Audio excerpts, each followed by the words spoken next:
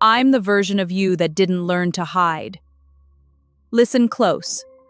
Everyone wears a mask. Other people, to the narcissist, are like game pieces on a game board to be maneuvered at their will. They don't see other people as human beings who have free will to choose. Narcissists and cluster B personalities see other people as property. So when you begin to, practice self-preservation, that's like a shock to their system. So you practicing self-preservation doesn't feel too good to the narcissist and or cluster B personality, because that's a sign that they are losing control of you. Losing control means they're losing supply. And the mask may begin to slip off, and before you know it, you may have a narcissist in front of you who is having a real meltdown, or they are expressing narcissistic rage. And most people are not ready for that. Welcome back to Luminous Star Fables. Today we are expanding our field of vision. We aren't just talking about difficult people. We are discussing the architecture of personal and financial sovereignty.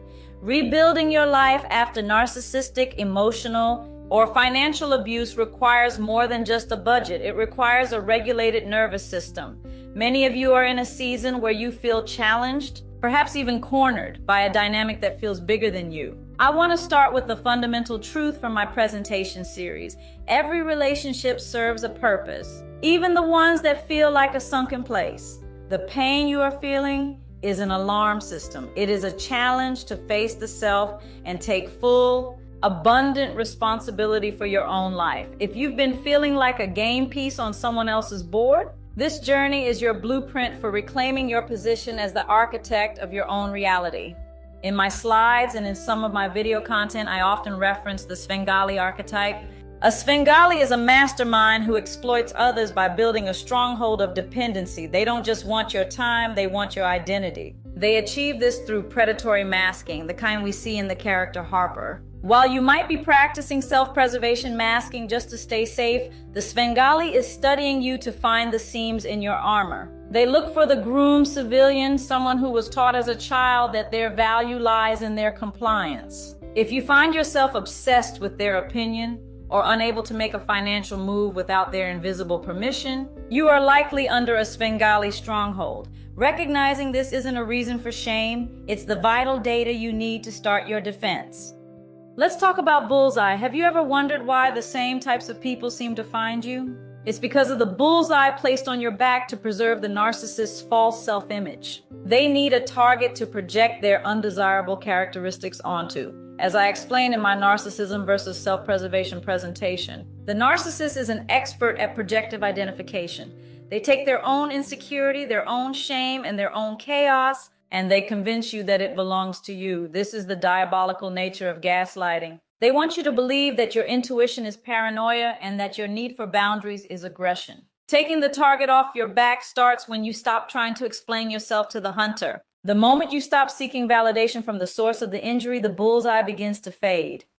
To move forward, we must be honest about the symptoms of a depleted defense system. My slides highlight these as sunken place markers. First, look for identity amnesia, where you've forgotten your own hobbies, your own voice, or your own focus tools because you're too busy managing their unrealistic expectations.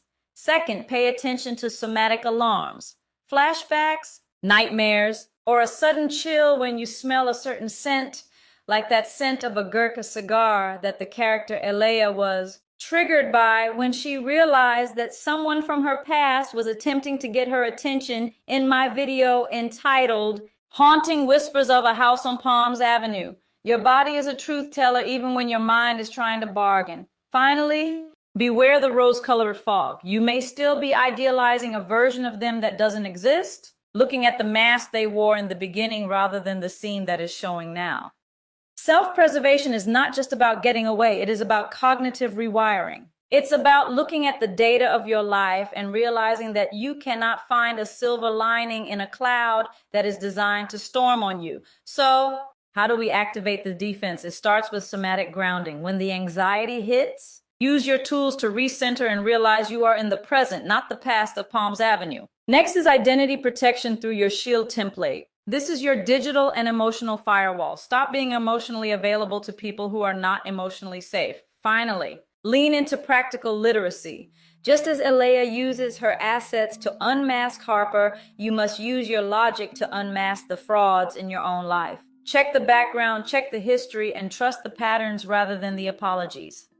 Sovereignty is a choice you make every single morning. Experiences with narcissism can sometimes leave some to think and feel that their contribution does not count. Your voice and presence do make an impact and a difference, whether you know it or not. First, one must survive, and then they graduate to thrive. The narcissist might not approve of your personal boundaries because a boundary is a sign that they are losing control. And for them, losing control means losing supply. Perhaps it's best for you to let them starve. Invest that energy back into your own purpose, your own support base, and your own light. Remember that you are a star, and it's time to stop letting shadows dictate your shine. Now let's go over a few focus tools designed to help you on your recovery journey. Tool number 1, the somatic anchor. When a financial challenge hit, perhaps a sudden loss or a discovery of fraud, your body enters a fight or flight state.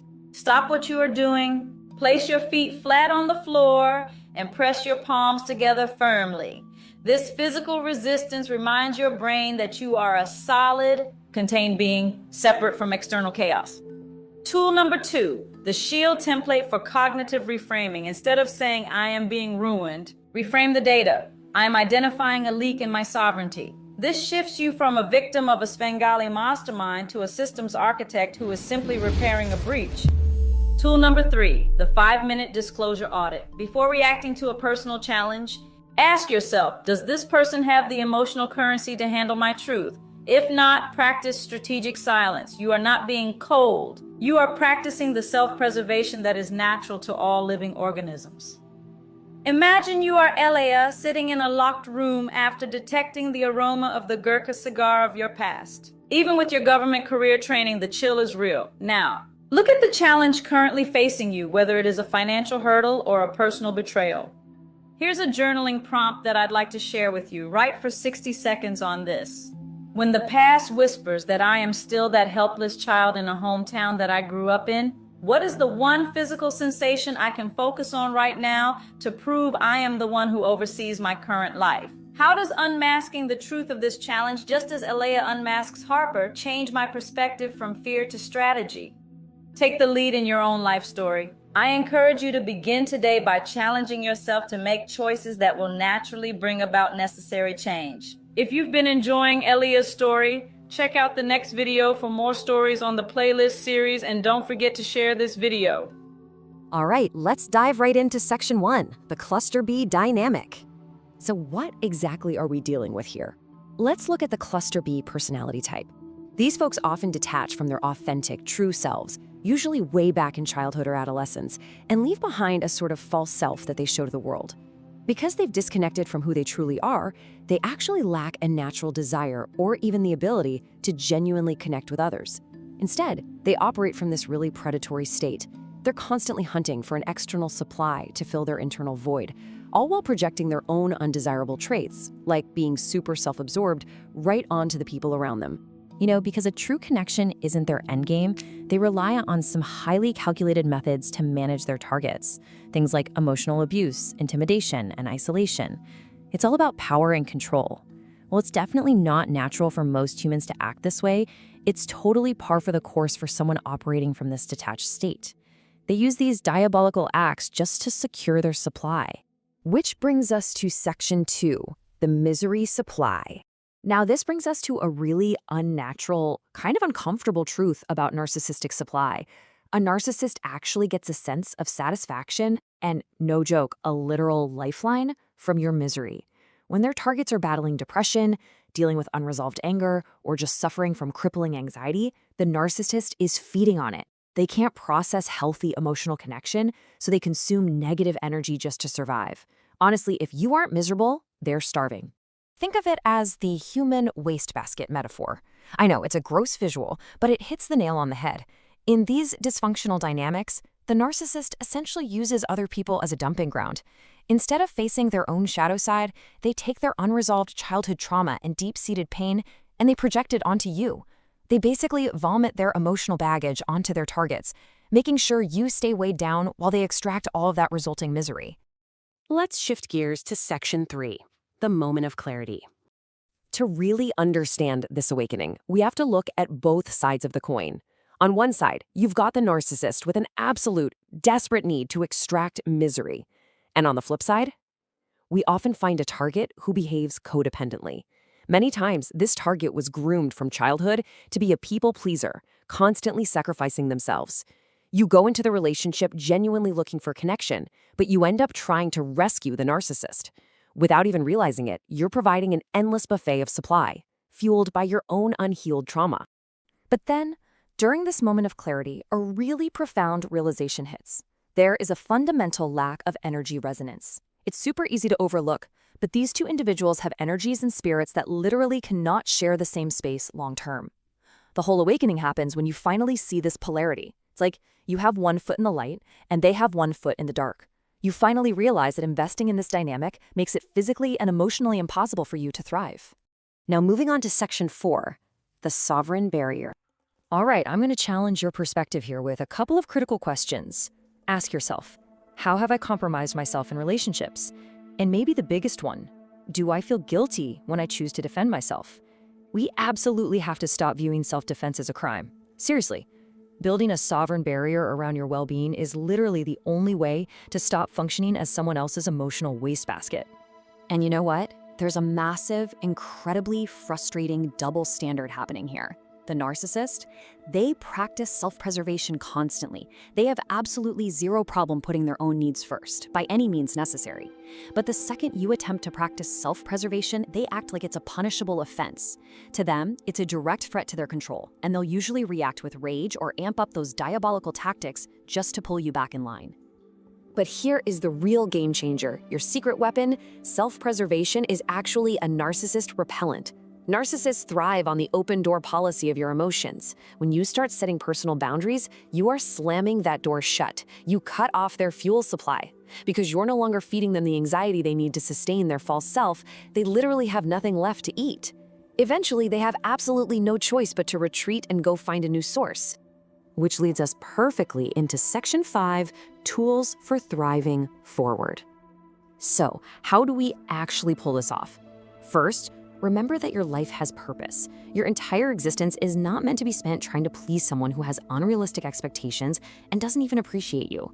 Second, go out and find productive, joyful activities that truly engage your heart. And third, give yourself the permission to build a rock-solid support base. But here's the key. This support base needs to be designed and navigated by you, entirely separate from the toxic relationship. Building on that, your single most powerful tool is becoming completely emotionally unavailable to the abuser. Just stop trying to rescue them.